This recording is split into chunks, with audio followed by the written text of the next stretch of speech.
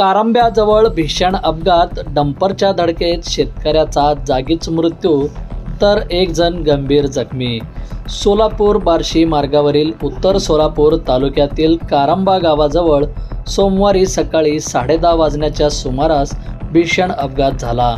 शेताकडे जाणाऱ्या ॲक्टिवा दुचाकीला पाठीमागून भरधाव डंपरने जोरदार धडक दिल्याने धोंडप्पा गुरप्पा जोडमुटे वयवर्ष 70 याचा जागीच मृत्यू झाला, तर मल्लीनाथ हिप्परगी वयवर्ष 60 हे गंभीर जखमी झाले आहेत। टा घेऊन जाणाऱ्या MH20 BE 4266 क्रमांकाच्या डंपरने ही धडक दिल्याची माहिती मिळत आहे।